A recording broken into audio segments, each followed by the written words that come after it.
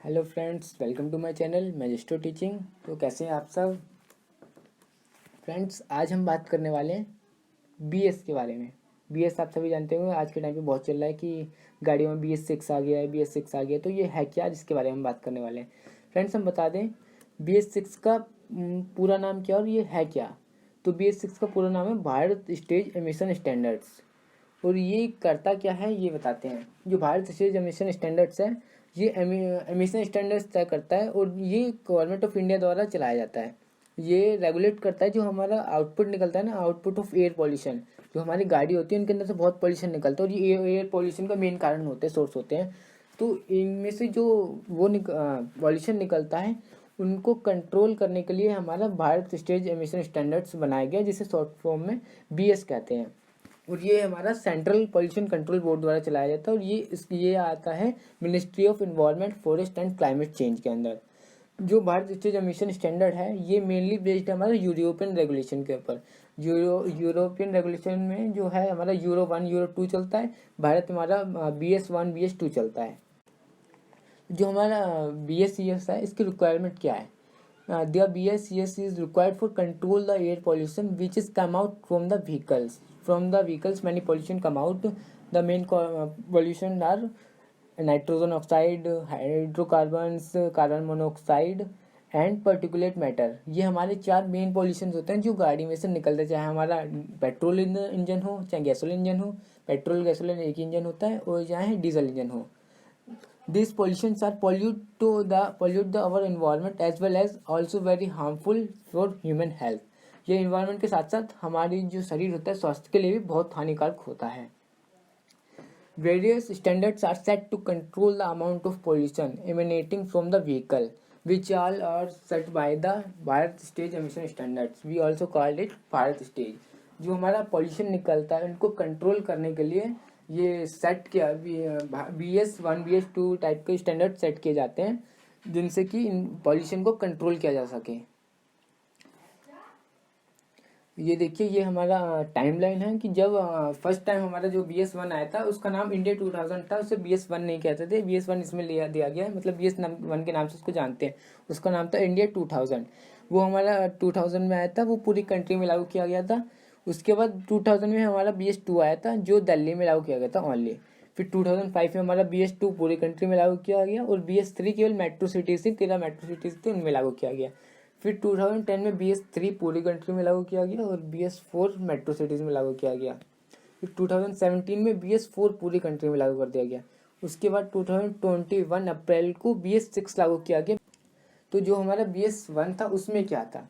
BS1 जो था वो हमारा फर्स्ट ऑटोमोटिव नॉर्म था जो यूरोपियन कंट्री स्टैंडर्ड के रेफरेंस में आया था। उसका नाम मैंने बता दिया, इंडिया 2000 था।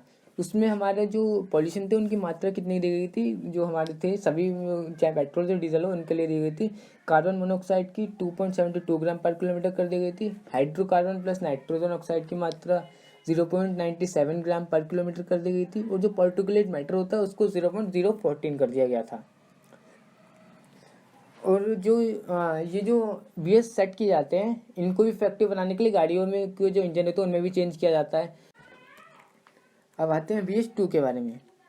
जो BS2 था इसके अंदर क्या किया गया था? ये हमारा जब BS1 के बाद लागू किया गया तो इसमें मेन काम किया गया, इंजन के अंदर multi point fuel injection system को जोड़ा गया। जिससे कि क्या हुआ कि इंजन के अंदर मल्टी पॉइंट फ्यूल इंजेक्शन लग गए, फ्यूल को इंजेक्ट किया जाने लगा, जिससे कि वो इफिशिएंट तरीके से मिक्सअप होकर इफिशिएंट तरीके से जल के इफिशिएंट पावर प्रोड्यूस करे, पॉल्यूशन को कम करे। उसके अंदर जो हमारे कार्बन मोनोऑक्साइड की मात्रा, एमिशन की मात्रा सेट की गई वो की गई 2.2 ग्राम पर किलोमीटर।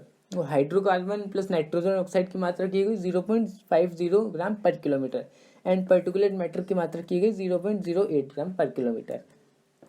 अब आते हैं BS3 के बारे में। जो हमारा BS3 था वो हमारा 2005 में रेगुलेट कर दिया गया फर्स्ट टाइम एंड पूरे नेशन में जो था वो पूरे 2010 में लागू किया गया। उसके अंदर क्या था? जो हमारी पेट्रोल व्हीकल जो थी उनके अंदर कार्बन मोनोऑक्साइड की मात्रा 2.3 ग्राम पर किलोमीटर कर दी गई। हाइड्रोकार्बन प्लस नाइट्रोजन ऑक्साइड की मात्रा 0.35 ग्राम पर किलोमीटर कर दी गई। और जो हमारा पर्टिकुलेट मैटर था उसकी 0.05 ग्राम पर किलोमीटर कर दी गई। और वहीं डीजल मॉडल के लिए कार्बन मोनोऑक्साइड की मात्रा 0.64 ग्राम पर किलोमीटर कर दी गई, नाइट्रोस ऑक्साइड की मात्रा 0.50 ग्राम पर किलोमीटर कर दी गई and hydrocarbon plus nitrogen oxide की मात्रा 0.56 ग्राम पर किलोमीटर कर दी गई। तो अब मैं आपको फ्रेंड बता दूं कि जो हमारा पेट्रोल इंजन होता है वो हमारे डीजल इंजन के मुकाबले कम पॉल्यूशन करता है, और इसीलिए जो है कि BS3 में हमारा अलग अलग स्टैंडर्ड पेट्रोल और डीजल के लिए सेट किए जाने लगे, क्योंकि डीजल इंजन जो होता है वो हमारी पावर ज़्यादा प्रोड्यूस करता है लेकिन वो पॉल्यूशन भी बहुत ज़्यादा देता है। इसीलिए अब हम बात करते हैं BS4 के बारे में। तो BS4 जो था वो हमारा पूरी कंट्री में 2017 में लागू कर दिया गया। उसके अंदर जो हमारे पेट्रोल पावर्ड जो व्हीकल पैसेंजर व्हीकल्स जो थी पेट्रोल से चलने वाली, जो गैसोलीन से चलने वाली थी, उसमें कार्बन मोनोऑक्साइड की मात्रा 1.0 ग्राम पर किलोमीटर कर दी गई। हाइड्रोकार्बन प्लस नाइट्रोजन ऑक्साइड को जो मात्रा थी वो 0.80 ग्राम पर किलोमीटर कर दी गई, और जो हमारा पार्टिकुलेट मैटर था उसको 0.025 कर दिया गया। और वहीं डीजल इंजन के लिए कार्बन मोनोऑक्साइड की मात्रा 0.50 ग्राम कर दी गई पर किलोमीटर, नाइट्रस ऑक्साइड की मात्रा 0.25 ग्राम कर दी गई पर kilometre and hydrocarbon plus nitrogen oxide की मात्रा 0.30 ग्राम पर किलोमीटर कर दी गई। और फिर हमारा जो ये था BS4 जो था इसको मतलब अच्छे से वर्क करने के लिए इसमें क्या किया गया कि जो हमारा additionally the car makers tweak the ECU to ensure more efficient combustion. इसमें जो ECU था, ECU होता है हमारा इलेक्ट्रिकल कंट्रोल मॉड्यूल, जो हमारे गाड़ी का हम कह सकते हैं एक तरीके से माइंड होता है गाड़ी का, उसको बेस्ट किया गया जिससे कि हमारा जो गाड़ी है वो जो कम्बशन है वो बहुत ही अच्छे तरीके से हो और पॉल्यूशन जो है वो कम हो, बल्कि फ्यूल का ज़्यादा एफिशिएंट तरीके से यूज़ हो सके। BS4 Motors also received modified air Intex and exhaust systems. BS4 जब आया तो उसमें गाड़ी जो कार मेकर्स थे उनमें उन्होंने मॉडिफाइड एयर इंटेक सिस्टम लगाया गया, क्योंकि फर्स्ट जो हमारा गाड़ी में स्ट्रोक जो होता है, इंजन में 4 स्ट्रोक होते हैं, फर्स्ट स्ट्रोक होता है वो एयर इंटेक ही होता है, उसको मॉडिफाई किया गया जिससे कि वो मतलब अच्छी मात्रा में एयर को ले सके, अंदर सक कर सके और इंटेक करके अच्छे से फ्यूल का मिक्सअप करके अच्छे से कर सके। वो जो एग्जॉस्ट सिस्टम था उसको भी रीमॉडिफाई करके मतलब मॉडिफाई करके लगाया गया, उसमें AGR और अलग अलग तरह के सेंसर्स लगाए गए, O2 ऑक्सीजन सेंसर वगैरह लगाए गए, जिससे कि जो अनबर्न जो पॉल्यूशन जाते फ्यूल जाता उनको दोबारा रिसर्कुलेट करके जलाया जा सके और पॉल्यूशन की मात्रा को कंट्रोल किया जा सके। फिर BS5 को तो 6 स्किप कर दिया भारत ने, BS6 को लागू किया। जो BS6 का जो स्टैंडर्ड था इसके अंदर कार्बन मोनोऑक्साइड की जो मात्रा थी वो कर दी गई 1.0 ग्राम पर किलोमीटर। हाइड्रोकार्बन नाइट्रोजन ऑक्साइड जो थी उनकी मात्रा कर दी गई 0.60 ग्राम पर किलोमीटर एंड जो पार्टिकुलेट मैटर था उसकी मात्रा कर दी गई 0.05। जो हमारा BS6 था उसमें वही डीजल इंजन के लिए जो कार्बन मोनोऑक्साइड की मात्रा थी वो कर दी गई 0.50 ग्राम पर किलोमीटर, नाइट्रस ऑक्साइड की मात्रा कर दी गई 0.06 ग्राम पर kilometre and hydrocarbon plus nitrogen oxide की मात्रा कर दी गई 0.17 ग्राम पर किलोमीटर।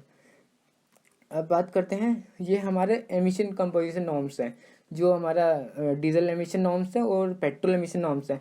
ये जो हैं इनमें मात्रा दिखाई गई है कि जब BS3 आया तब carbon monoxide, hydrocarbon, nitrogen oxide इन सब की मात्रा कितनी थी, BS4 में कितनी कर दी गई और BS6 में कितनी गई। तो फ्रेंड्स आप देखेंगे कि जो हमारा डीजल एमिशन है डीजल इंजन में है BS3 में कार्बन मोनोऑक्साइड की मात्रा 0.64 दी गई थी, नाइट्रोजन ऑक्साइड की मात्रा 0.50 कर दी गई थी।